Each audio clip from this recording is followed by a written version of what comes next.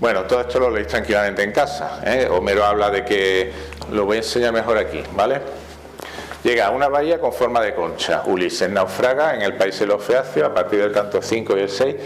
¿Ve? Hay una tempestad, permanece en merced de la tormenta, con los cambios de marea se tira 3 días en el océano y llega, bueno, lo primero que ve es una desembocadura de un río, el Piedras, efectivamente hace referencia a las piedras de que naufraga, y luego al tercer día ve como la desembocadura de un río, pasa por delante de como una laguna que era el Tinto Diel y llega a una playa. A esa playa acuden al día siguiente, se duerme, por cierto, se refugia debajo de un acebuche, que es como se llama el centro de visitantes de Doñana.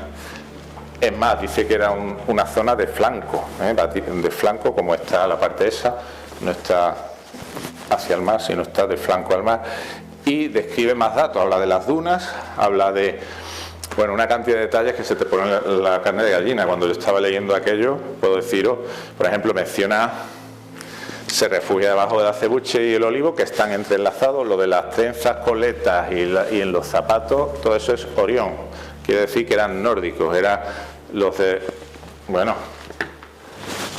Tutankamón. ¿De dónde proceden esas? ¿Por qué se casaban entre ellos? Porque era, medían, Ramsés media, no sé si 1,80 m, 1,90 m. Bueno, una cantidad de detalles. Hasta ahí llega, bueno, ya lo leí, hasta ahí llega la princesa Nausicaa, le dice que ellos son gente pacífica, que no tienen vecinos, que no se relacionan con nadie y que le acompañe detrás del carro. Él lo reconoce como ella, como nórdico, y no desconfía, le dice que le sigue, le dan ropas y le acompaña a pie, como hacemos nosotros el camino a la inversa de peregrinación. En un día, pues es lo que dice él, que en un día llegan a la ciudad y entra, le dice a Ulises: quédate en la casa de campo de mi padre, del rey, y cuando te haya pasado un tiempo entras en la ciudad. No quería que le vieran como un extranjero, lógicamente. Bueno, ¿y dónde se queda? Pues en la parte de las riberas. Entra, si vais hoy a la aldea de la ribera veréis cómo se llaman las calles y se os pondrá la carne de gallina. No voy a decir nada más. Se aloja ahí, entran por aquí. Esta es la única parte que está conectada con tierra. Y ahí es donde se ha encontrado el Plan Parcial 8. Y qué curioso, se encuentra lo que dice Platón, las cabañas de la guardia. ¿Por qué? Porque era la entrada principal, la del cementerio, ¿eh? Y estaba el bosque de Posidón, donde se han encontrado más tumbas, túmulos, que siguen estando allí, y había zonas de embalse de agua, como dice Platón. Y ahí aparecen 29 ídolos oculados. Qué curioso, como las 29 polis o ciudades que intervienen en esa guerra civil entre nórdicos, que es la guerra de Troya.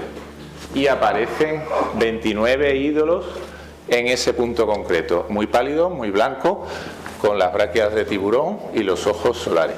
Y dice que había 2 fuentes en Troya. Bueno, nosotros tenemos nuestro acueducto, este es el de Pérgamo, ¿vale? Una refundación, no la Pérgamo original de la que habla Homero, la de la refundación en el Egeo. Y es el mismo esquema, ¿vale? De filtración. Bueno, esto lo podéis leer en la antigüedad en el artículo que publiqué ayer en el diario Huelva Buenas Noticias. Y son los restos de ese acueducto. Sufrió una restauración en el siglo I, ¿vale? Ya en época floreciente de Roma, y eso ha despistado desde Antigua a los que han tratado de datarlo. Por fortuna hemos encontrado más acueductos, no era la excepción.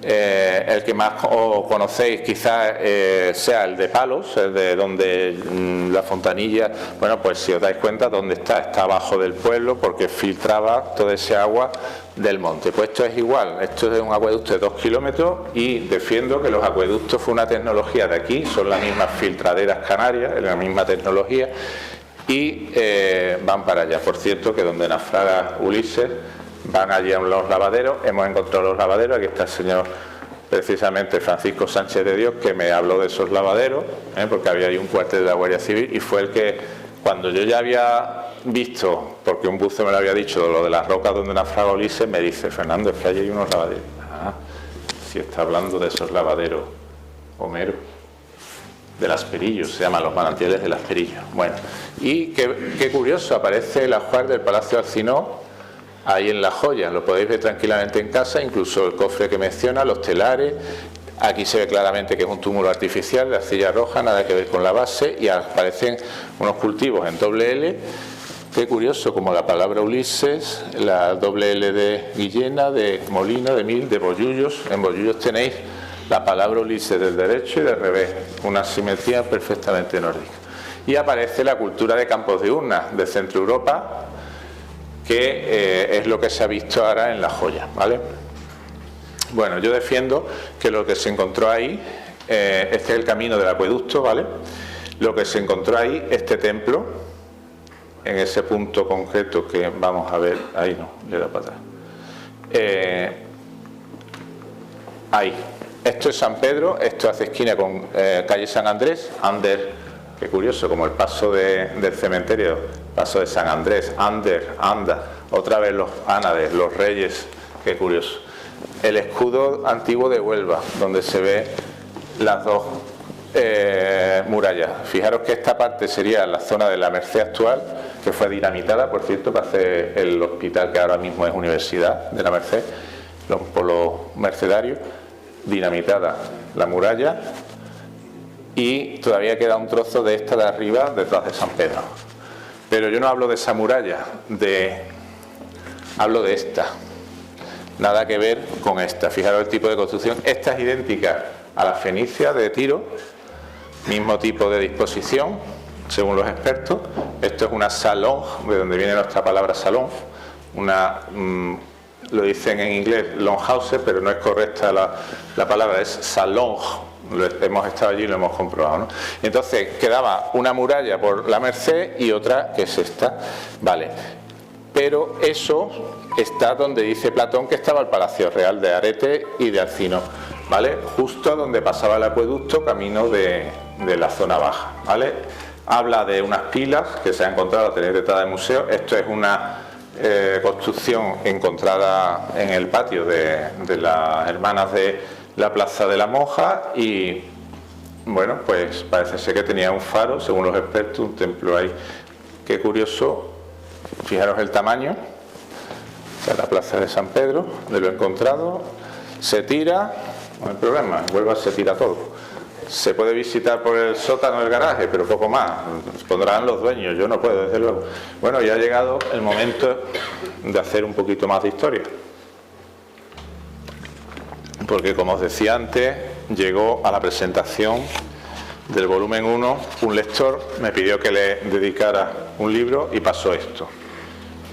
Hoy, vamos a hacerlo público, hoy en la Atlántica ciudad de Huelva, 5 de marzo del año de Nuestro Señor 2020, a 528 años del redescubrimiento de América, se hace saber que gracias al trabajo de cientos de investigadoras e investigadores, que tenemos el honor de tener hoy aquí, algunos de ellos, gracias a esa gente que hacen el trabajo sucio, el trabajo poco reconocido, el trabajo que a veces tienen que bregar con muchos temas que nos han precedido. Además, todo apunta a que hemos hallado algo más que la playa de Finarena donde Nausicaa conoció a Ulises. Hemos hallado Vinland, la mítica tierra del vino. Cuando publiqué Atlántida encontrada y demostrada, ya había registrado la obra que ahora presento, Capitales Imperiales. En ella localizaba el país de los feacios, Esqueria de la Odisea en Huelva, y argumentaba por qué motivos Troya debía estar en Iberia, que lo hemos visto antes. Su fundador, bueno, eso ya lo hemos visto antes, ¿no? Lo de la Gerioneida. Bueno, además había hallado en España, Portugal y sus islas la cultura material, lo acabamos de ver, de que habla Homero. A la firma se acercó un lector y gran amigo y me enseñó una imagen que le recordaba a los frescos de Nosos en Creta. Luego fui a verla en persona, pero aquello no me pareció relevante. La cosa cambió cuando, ya en casa, la observé con detenimiento. A los pocos días se me encendió la luz. Até cabos. Lo enlacé con lo que había dejado inconcluso. Y comprendí que lo que tenía ante mis ojos era crucial para la historia de la humanidad. Era Troya. En la investigación he desandado hacia atrás el camino seguido por Ulises en la Odisea. Es decir, he empezado por la Odisea y luego me he ido a la Ilíada. Y he identificado y comprobado el emplazamiento de la verdadera Troya, la que cumple todos los requisitos que cita Homero. El identificar Troya, la ciudad hermana de Tartessos, ha sido determinante, la llave que me ha permitido, al releer Ilíada y Odisea, dar con la verdadera Ítaca, con Laconia, capital de Esparta, Micenas, con Argos, con Pilos, con Quíos, con Lesbos, con Pérgamo, en nuestra zona.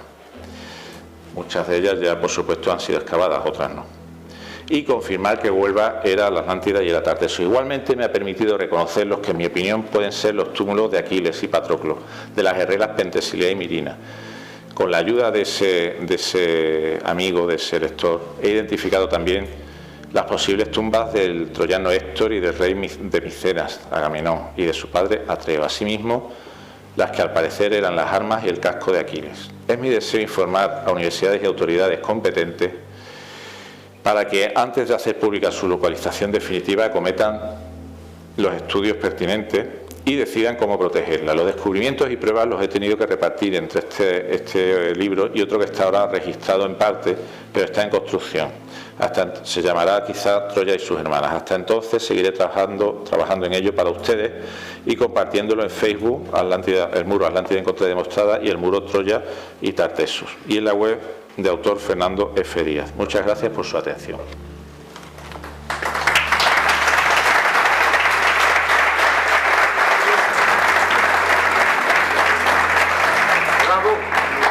El aplauso para mi señora esposa, que la tenemos aquí, y para todas las trabajadoras y trabajadores de nuestra excelente sanidad, de nuestros hospitales, que cada día velan por nuestros abuelitos, por nuestros padres, como ella, que se merece todo nuestro cariño y representa a ese colectivo.